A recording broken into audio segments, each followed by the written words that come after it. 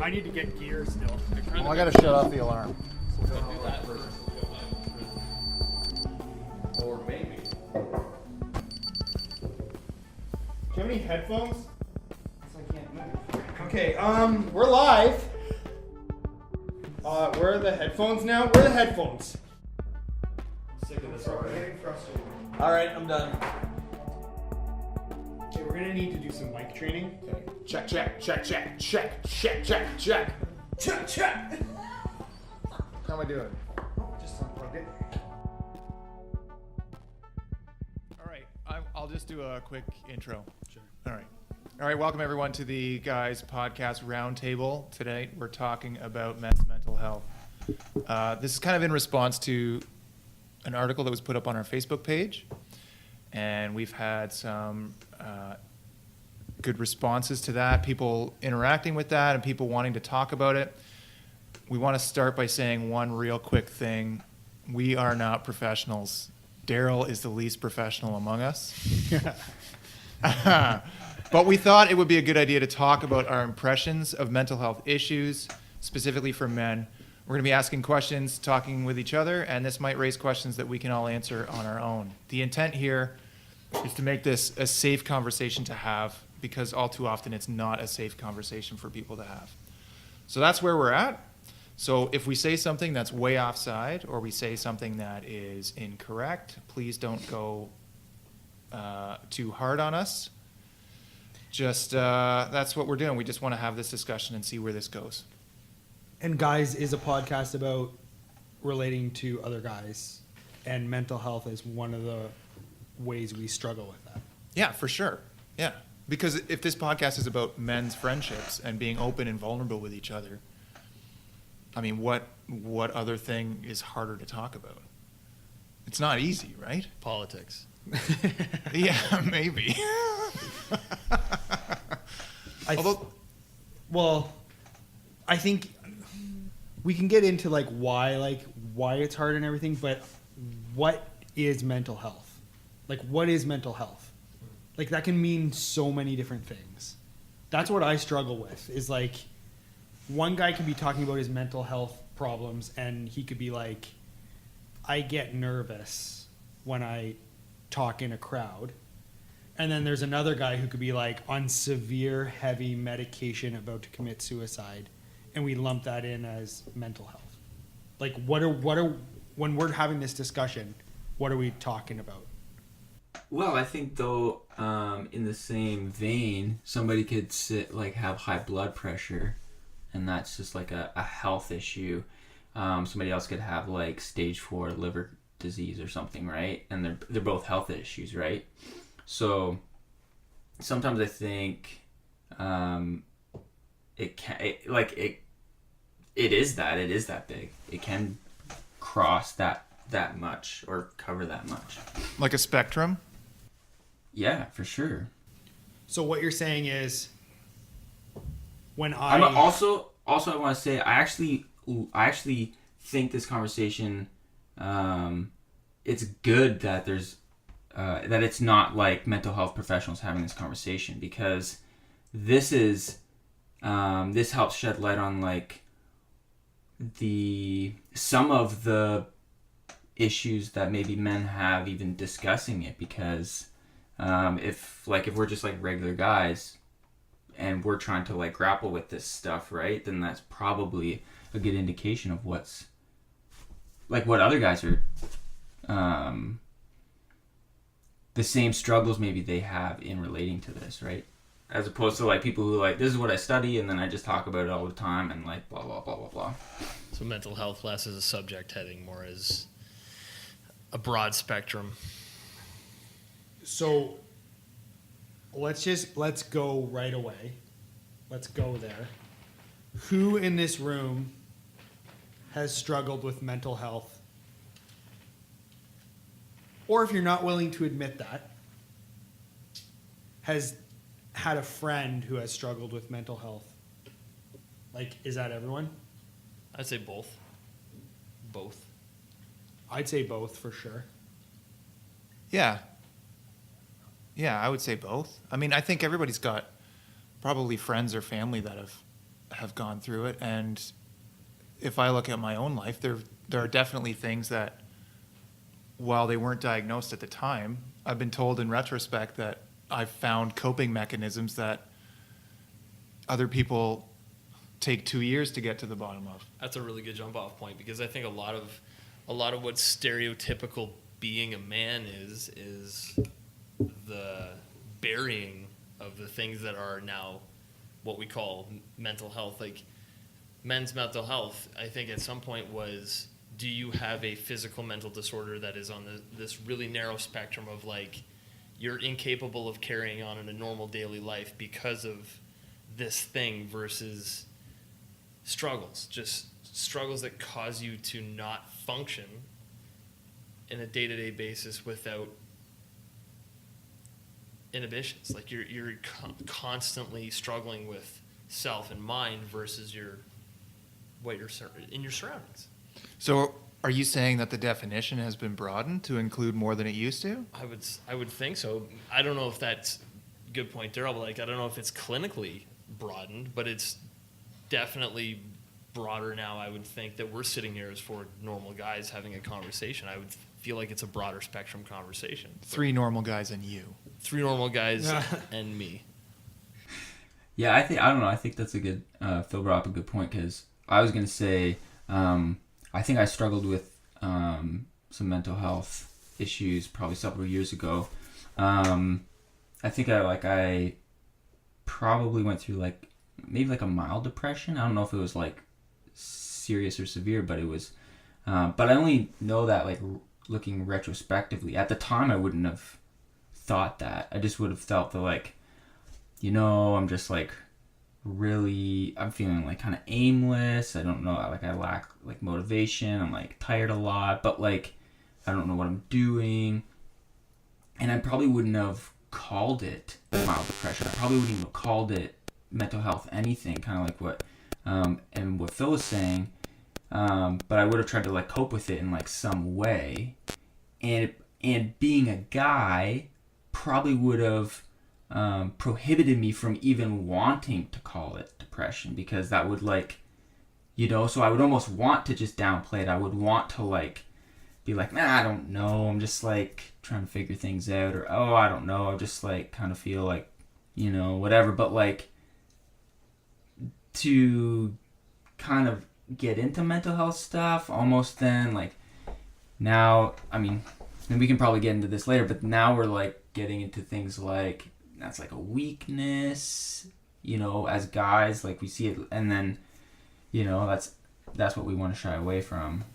Yeah, but that's my point. It's not your gut reaction to want to discuss it, and that's a good point. Now, is it even now? Is it a gut reaction now? Even some of the stuff that I'm dealing with currently, I don't know if I want to dive into it. My gut reaction is to push it down, but I could be teetering on depression. Yeah.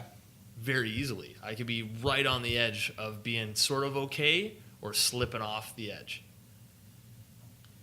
So are you struggling with if you start getting into it and talking about it, and that's when it really actually kicks in?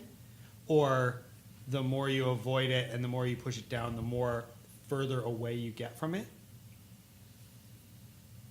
I don't know if that's just part of the stigma, the thing that I've been fed. I grew up in a family where you didn't talk about feelings. You just didn't talk about feelings. You didn't get into that stuff. So for me to be you know what, I'm struggling with these things right now, and I'm holding on by a thread right now, but within 3-4 other bad things happening, I could be right off the edge. And that's not something that I instinctively want to get into. I instinctively want to recognize it and then be hey, you better get your stuff together and stop letting yourself slide that way, because if you get to that point, no one's going to be there to grab you. Yeah. I do struggle though with the weakness side of it. That word is huge for me in it, because I still can't see a way around it. What do you mean you can't see around it? So let's say you have 2 people applying for a job. The same job. One guy says, Oh, I'm I'm uncomfortable cool. already. The other guy says, oh yeah, I'm good, but I sometimes struggle with depression and I can have bouts of anxiety. Yeah, you're not getting the job. I instinctively I'm like, well, that's scary. So the last thing I ever want to do Show weakness. is show that anxiety or depression side that can come out of me, because that should be that is a scary thing in my mind. So, because who knows when that's going to show up. Now, I know that could be a lot of other things too. Like anything can kind of pop up, but that's where I struggle with the whole weakness side of things. Did what if you swapped out, like you said, bouts of depression or anxiety that would prevent you from coming to work? What if you swapped out, just so you know, like even in my job, in an office job, if you said, I have a dicky back and every now and then it really acts up and I won't be able to make it into work. Like, is one more acceptable than the other, socially speaking? Oh, Yes, for sure. 100%. I agree. Daryl, what do you think? Whatever Is a it? dicky back is. It's a bad back. You know, my back's just been real dicky lately. Whoa. If we weren't recording, there would be things said right now. I'm fairly certain there would be. But like, why is that more? I agree that it would be more acceptable. But would someone coming into an interview say, like, right at the end of the interview, just so you know, I have a bit of a bad back and I'm going to miss 1 day a month because I'm not going to make it in, or 2 days a month, and I have no idea when it's going to flare up. Are you going to say that in an interview as well? Are you going to disclose that to a potential employer? Well, no, but I think. Okay, so I would say. You're probably not gonna say I have a bad back and it's just gonna cause me to miss like 1 or 2 days a month or whatever. I think I call it a dicky back. But I could see somebody saying like, like I have like XYZ but I'm seeing my doctor and we have ways of managing it. Now, I think what I was gonna say, part of like the issue is that I don't know if culturally we are at the place where we still sort of view mental health in the same way. So if somebody's like, well, I sometimes suffer from bouts of like depression or anxiety, but I have these, I see a therapist or like whatever, psychiatrist or whatever, and I have ways of managing it, that's different. But even if somebody says that, I think overall we have so much less like knowledge and familiarity with mental health in general that like it seems scarier, because it's like I don't know what that means, I don't know what you're doing, I don't know, right? Like it's as opposed to like, well, I have like high blood pressure and I take this and this or whatever and I exercise regularly and I keep it in check. It's different, because I don't think. Again, I just don't think in our culture we've reached a place where we are as comfortable or familiar with mental health concerns and issues. I don't know if that makes sense, but that's sort of what I was thinking of when you were kind of mentioning it. So it's funny that you bring up the interview or when you divulge that kind of information, because to me it seems a lot like, as an employer, it seems a lot the same as I'm allergic to these certain things, or I have these medical conditions that we have to be aware of. Is we hired somebody who had acute PTSD, and he had to completely divulge the situation to me, and I had no idea what that meant. I had no idea what the impact was going to be for us, and maybe we're a different situation. Like the hiring process for us was maybe slightly different, but that meant a lot of things for him and for us. And his PTSD was caused from being a veteran of the Afghan war. So he was there, and he would say loud noises and different situations will trigger this for me, and I'm fully shut down. And he was like hardworking, normal person, and something would trigger him, and he would shut down. He'd have to go. Like you yelling at him. Like when I freaked out and yelled at the guy, he would just cower. No, but like he would shut down and he would have to leave. And it might be a day. It might be 2 days. So what does that do to you as So, an employer? okay, so but is that the conversation? Because as an employer, you're like, well, what do I do with this?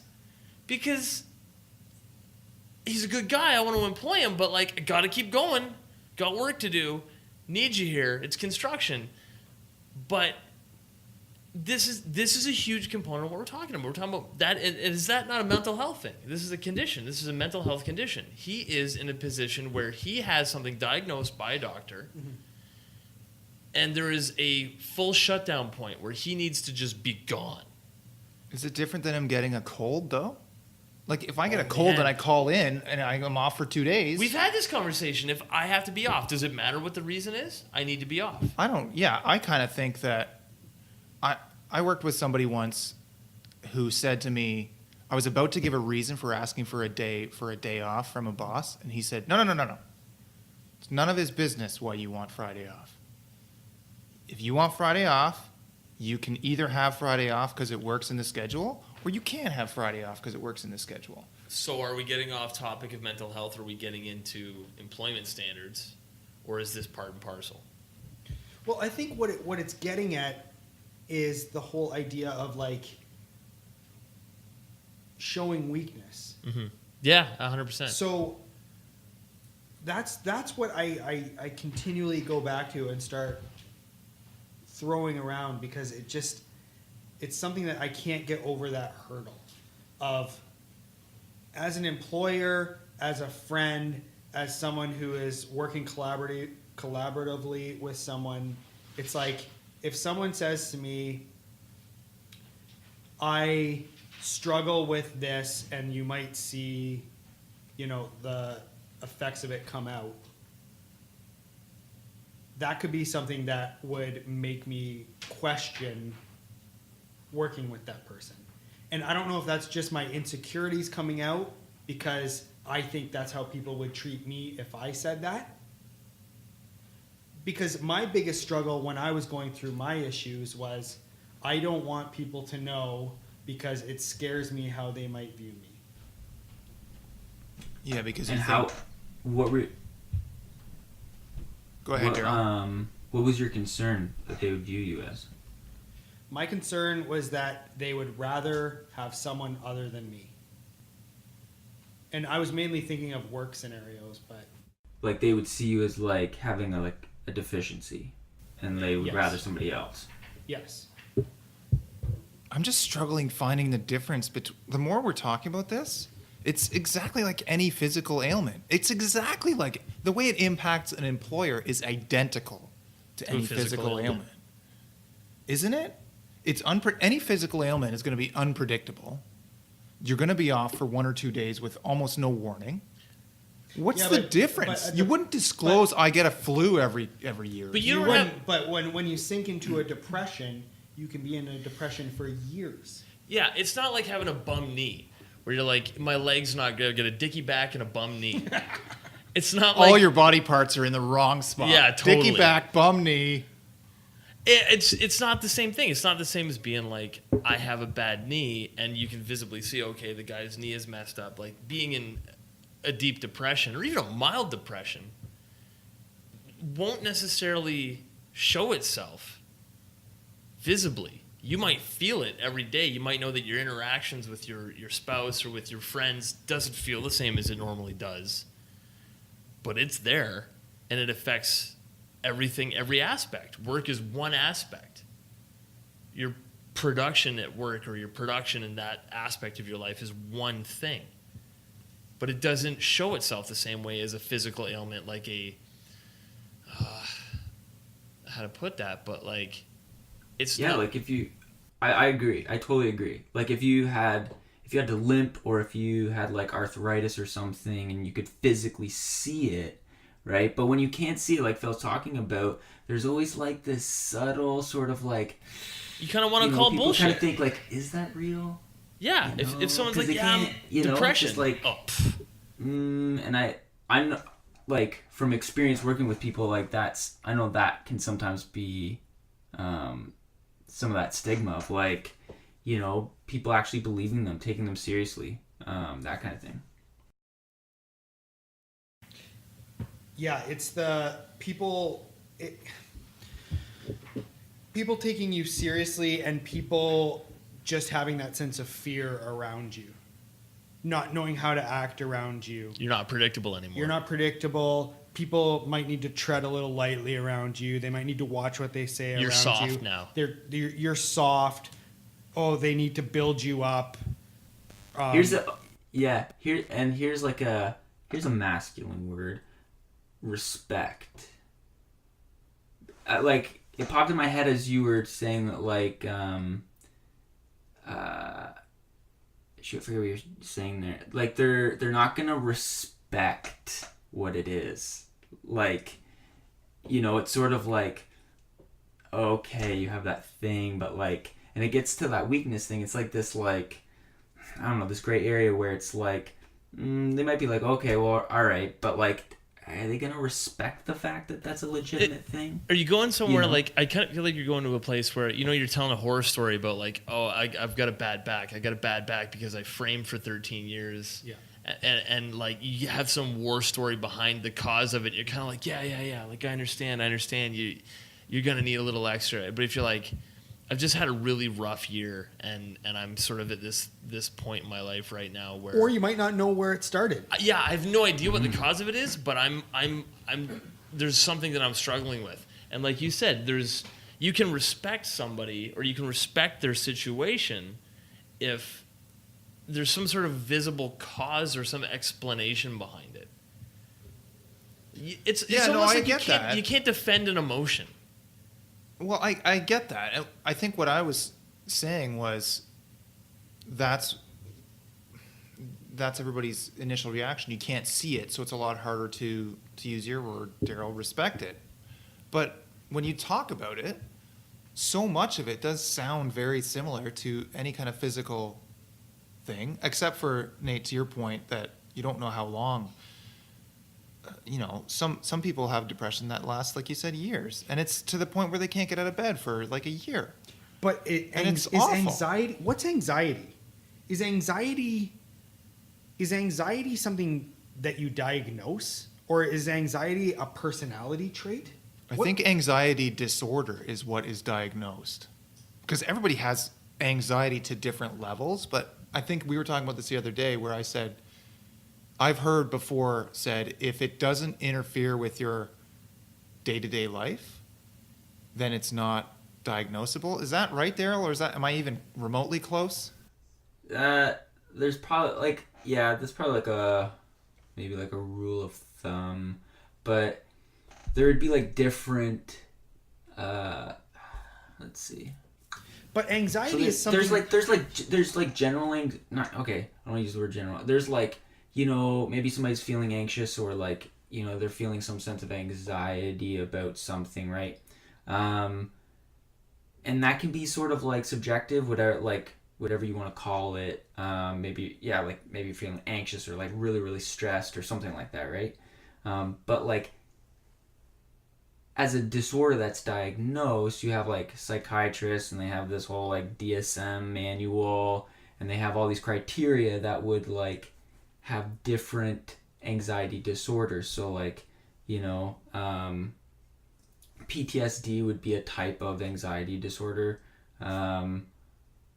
You know, like general anxiety disorder, you know, you're feeling like anxiety just about everything. I don't know, there's like different ones that they would have and they would diagnose those, but like you could also just have like anxiety in the same way that like that's where like have sort of like a depression but not be like clinically diagnosed as like depressed. Isn't this That makes perfect? sense? Isn't this perfect though? When we're talking about mental health, we have no idea what it is. We've gotten as far as depression. I know. So it's just depression then? But I just wonder, like, is anxiety something that is not just something that pops up, but it's something that you live with your entire life? Yeah, I think you need to. know I what I mean? have learned to manage my anxiety, kind of. Mm-hmm. I think. Kind of. Please tell me if I have. I'm anxious in saying this. Although I don't think anxiety was really my main thing. No, So it's not. wow, you were quick. But I do know people close to me who anxiety was like huge, and things got to a breaking point where it was not good at all. And they found a way to, they developed some coping mechanisms with help, and things are better now, but there are still other ways that anxiety comes out. And some people are just more anxious than others, like you said. And they just tend to worry about things more than other people. But I think that's probably a super simplified way of putting it. Is like to what you were saying, Daryl, is it closer to accurate to say that there's a list of mental health disorders, things that are stopping you from being a productive member of society? I guess this is the question, is like... You mean like to your full potential? Yeah, are you... Does this thing, or does this stop you from meeting your full potential? Is that what we're discussing, or are we discussing this huge broad spectrum of men's mental health that literally, I think the more we're talking about this, we just don't talk about it. It's just not discussed. Yeah.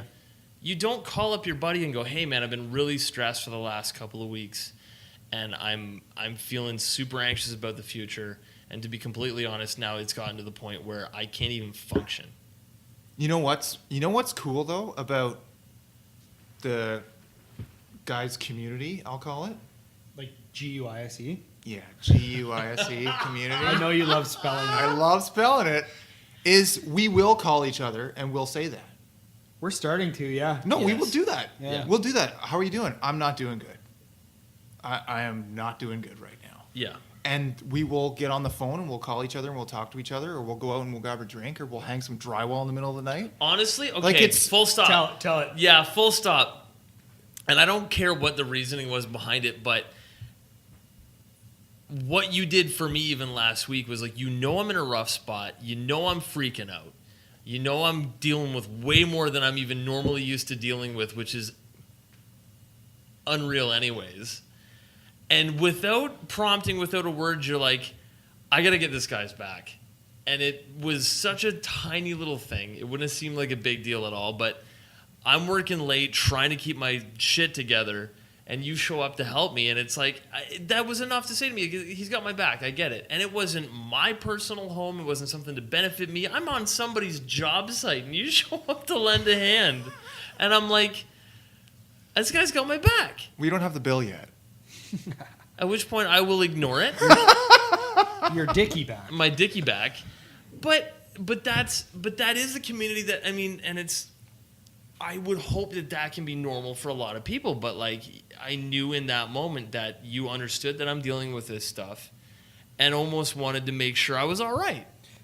But it's not normal. It No, isn't. it's That's not the even worst remotely thing. normal, because Here's a the dozen point. people knew that I had to do that, and a dozen people know what I'm going through, and I didn't get nothing from them. Yeah, Not but that I expected. How amazing that you had 11 other people that knew about it. Like, I think a lot of times what guys deal with is they don't even have another guy that they feel close enough Yeah. that they could talk to about this. That's true. And like, if we go back to that article, the difference between guys and girls in that article jumped out at me as like a big thing.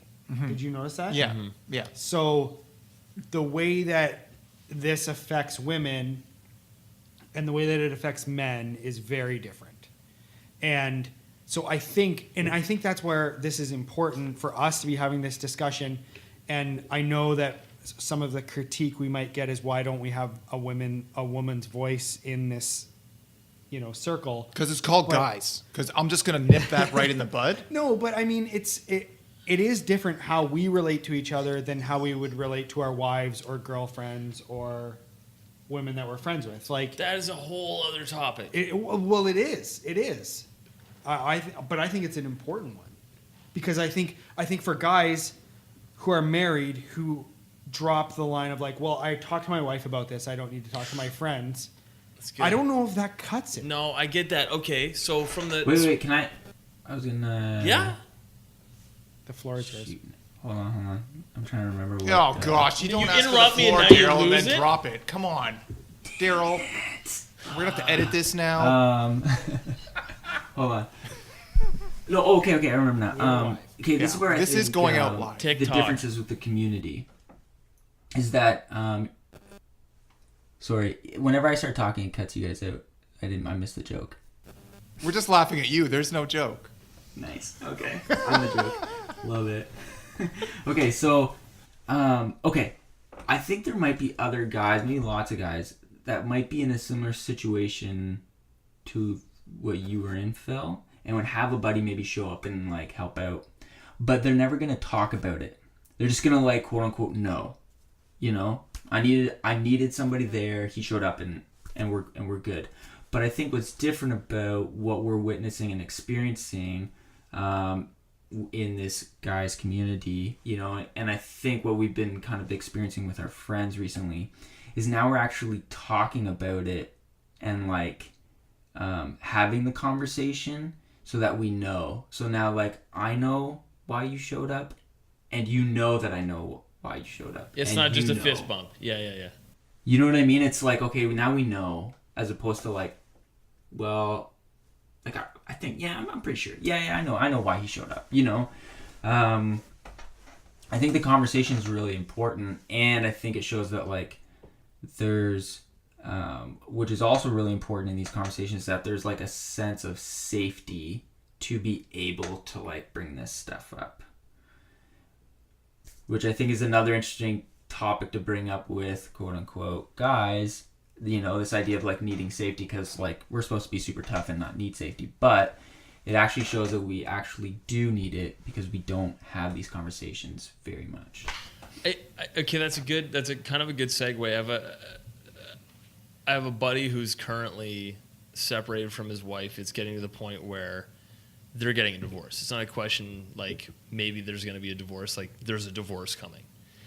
And if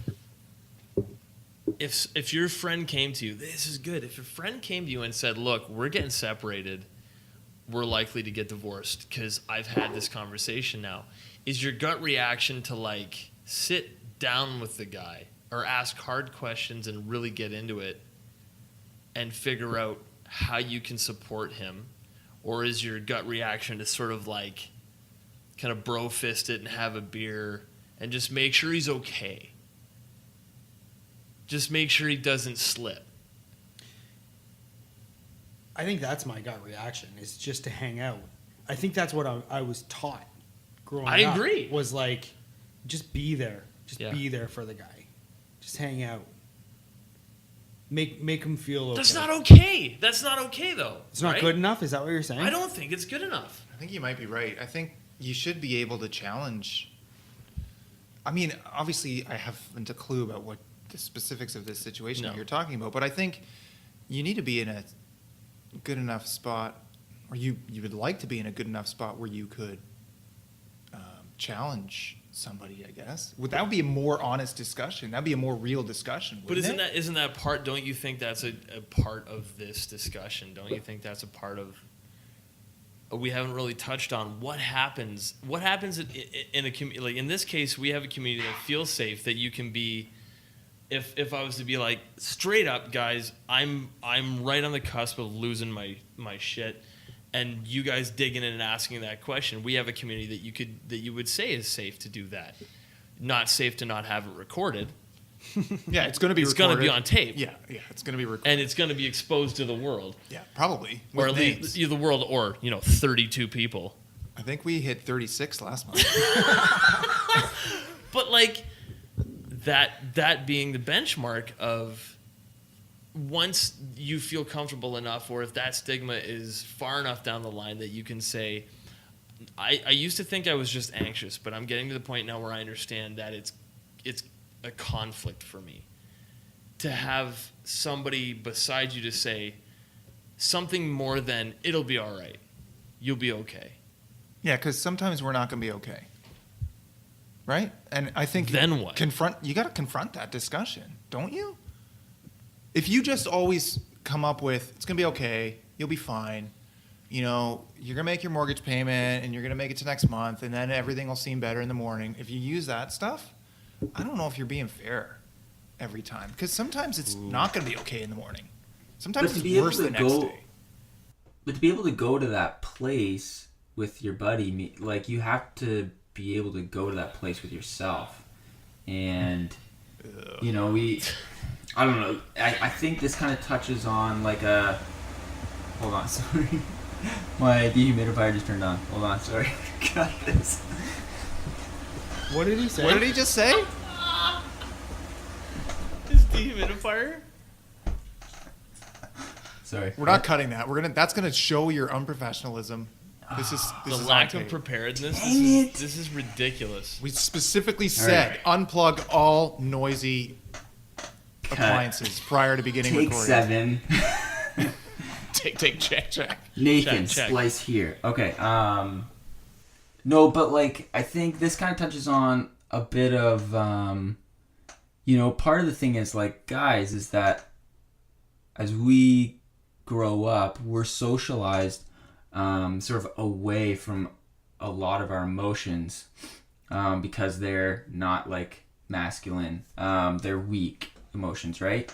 And I think what ends up happening is then when we get older and like we find ourselves in these situations, we're a lot of times we don't necessarily have the skills you would need to really like have those conversations with our buddies because we don't have the same experience with our emotions or it being acceptable for us to like experience those emotions as we're growing up and like becoming guys. So I think sometimes that's part of like the thing too in like the socialization of boys and men and guys and whatever. Does that make sense? Yeah, that's interesting though, because if we're saying that just hanging out isn't good enough,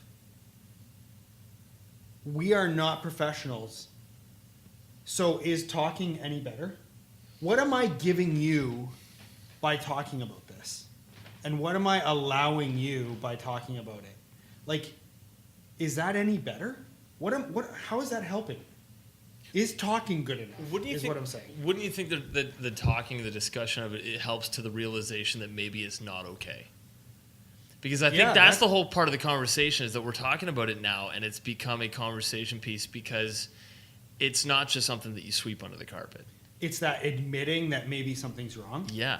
Oh yeah, that's But it's not also easy at all. it's also because if you don't talk about it and you just do the like whatever bro fist pump that Phil was talking about, have a beer and whatever, and you don't actually talk about it, you don't actually go to like the what's really happening, is the reality is you are then alone in your situation.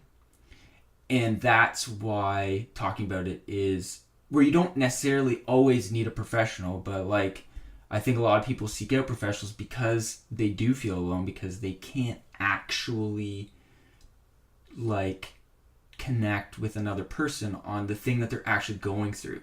And so but if you can and you can have that conversation, however it goes, if it's messy or if it's like whatever, at least you're not alone in feeling that. You know that like your friend now knows and you guys have like talked about it, if that makes sense. And he's never going to call you again because now he thinks you're a freak. You freak. And that's actually, it's funny because you get into another place of like being very careful to not be a self-diagnoser or having somebody who's trying to like work on you when it's like, no, I don't need a resolution to this. I'm just trying to get it out in the air.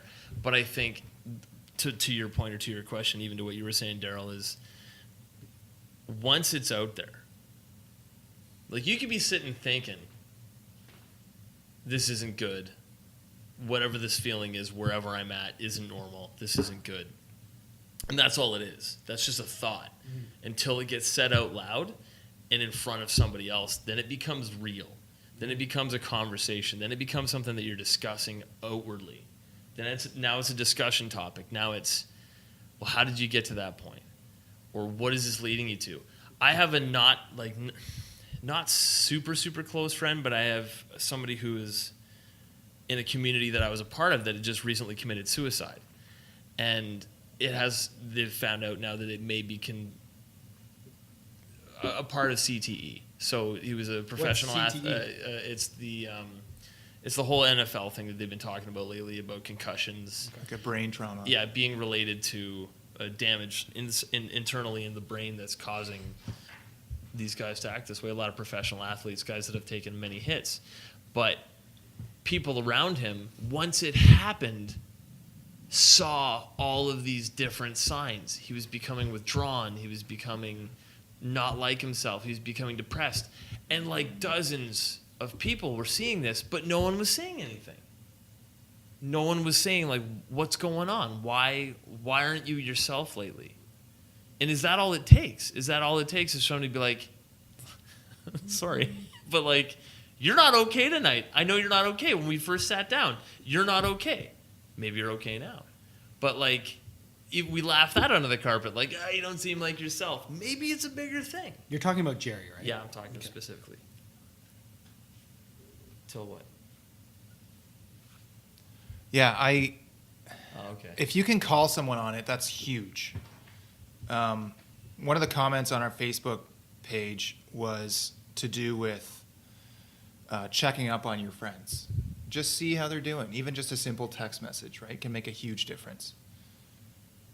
Because it shows that person that you are thinking about them and that you care about them.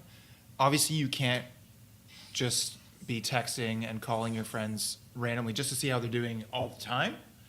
But if you know someone's going through a rough patch, you got to try to bring up your level of awareness, right? Don't you? But in the world that we're now in, where everybody's hyper connected at all times, we're as disconnected as we've ever been. Maybe. I don't know if that's true. I kind of think it is. Oh, yeah. Do you agree with that? I don't know if it's true either. I agree with you. But I think the way we use the tools allows us to distance ourselves from people when we choose to. But I think about what we've been trying to do. yeah, Because of all these tools, we talk like every day. yeah. Not quite every day, but we talk all the time. And it doesn't feel like a distance. Daryl, do you get to talk? Do you get to talk to Nathan every day? Only Because FaceTime Fridays. Yeah. FaceTime Fridays, but I will say this that like I have very little free time, and I make sure that I try to like carve out most of my Fridays for FaceTime Friday for sure. Oh, get out of here! Pretty sweet. But I was gonna say this. I think that all technology does is simply magnify whatever's already there. So I think what people are actually experiencing is not that like technology is making them more disconnect. I think technology is just showing how disconnected they already were. Or like on the flip side, if they were already connected, technology is just showing how connected they are. It's just magnifying it. I have another comment to make around technology. Do we need another roundtable? No, I know, and I who know cares? we're It's running fine. out of time here, Yeah. but I think technology could be another thing that's pushing more people into mental health issues.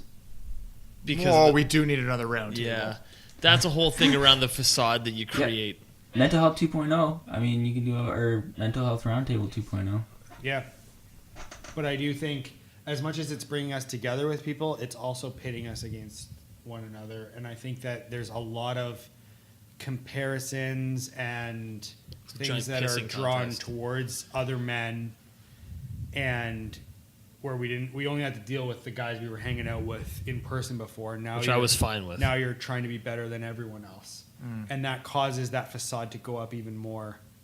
That idea that everything's okay, and not only is everything okay, but look at how good I am. But I will routinely delete my Facebook account and Twitter account.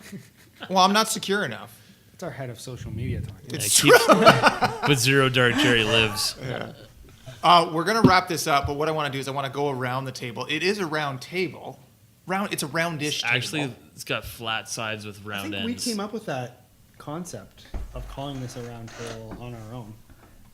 My laptop is sitting on a TV tray. Not Phil, round.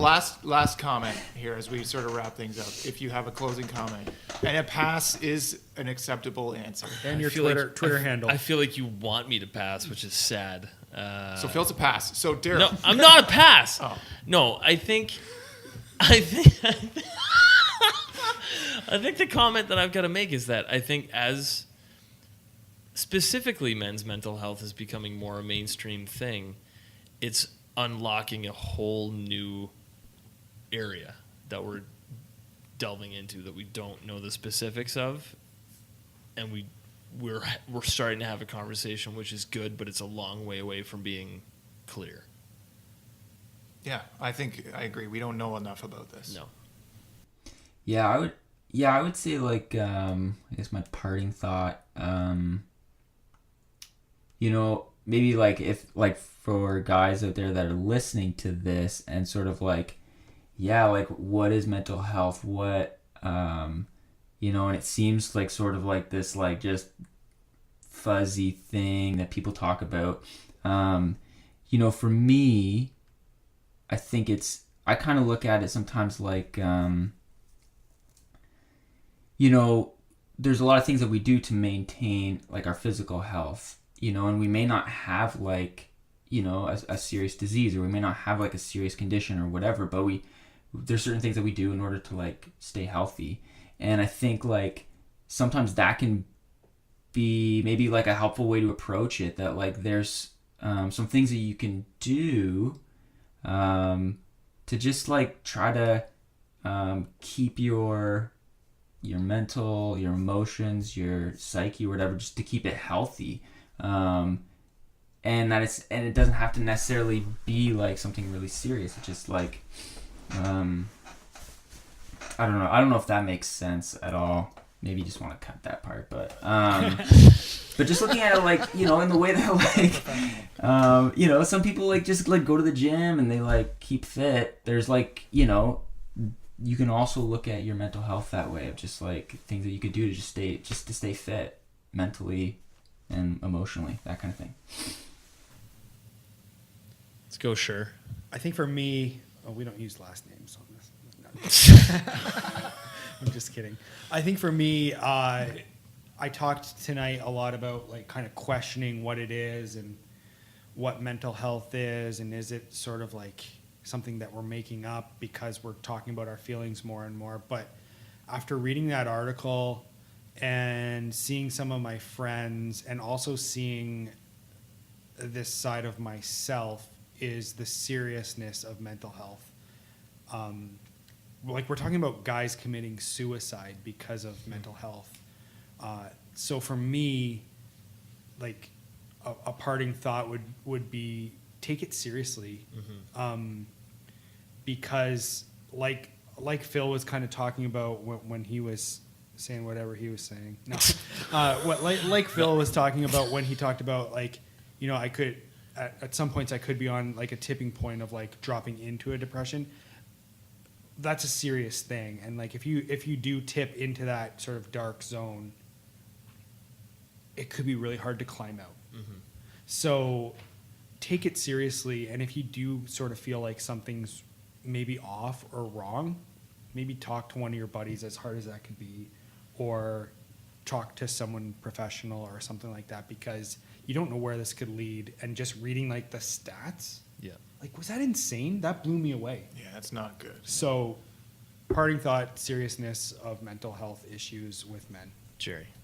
Yeah. Well, okay. Wait. Can I jump in there before Jerry I thought you had to go. finishes off for good? Daryl, we're You trying had to your keep this parting professional. thought. No, what I really We have Okay, 'cause literally it was something dozens that I of was gonna say listeners now. earlier. You're letting Something I down. was gonna say earlier. It was something I was gonna say earlier, and I forgot about it. And I forget if the article touched on it. But because it was talking about like the differences between men and women in suicide, and I know one of the stats, and sometimes the things that get sometimes don't get communicated as much, is that there's higher rates of like attempts of suicide by women, but one of the things that they show is that men are actually more likely to succeed or complete suicide than women are in their attempts, which I think goes to Nathan's point about the seriousness of it. That like, because we don't talk about it, because we kind of just bottle it up and kind of like try to shrug it off and go with the flow, and because we don't actually ever mention it to somebody else and we feel more isolated and more alone the longer we go with it, then yeah, for whatever reason, guys are actually more likely then to go through with it, which I think is actually should be more, I guess, yeah, to Nathan's point about it being taken seriously. So I like that. Anyways.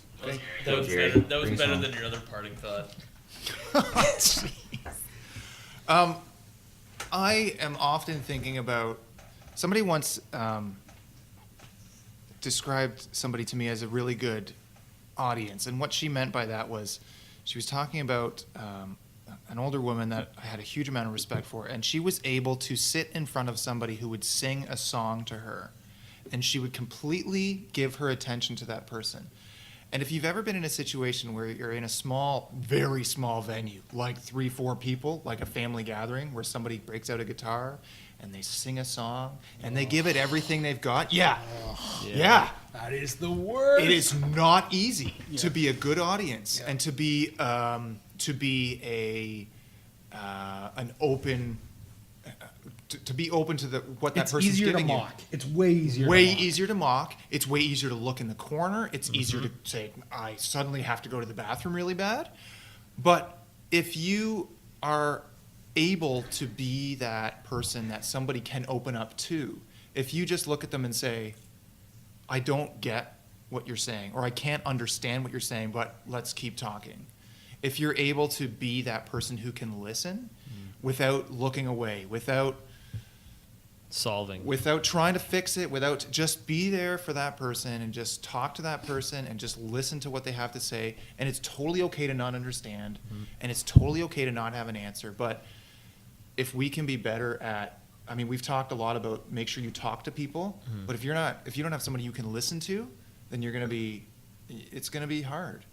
So try to make the effort to say, hey, how you doing? And instead of just getting off, like letting the person get away with saying, yeah, I'm good. Just saying, I'm Hey, I not knew good. you were dealing with some stuff last week. How do you had a crappy week, so how are you? And for that person to say, I'm not good, that should be a good sign that you've got something good going. So really try to do that. Really try to be there for your friends and for your guys. I think that's my closing. GUISE. GUISE. Yeah, I love that, Jerry. Yeah.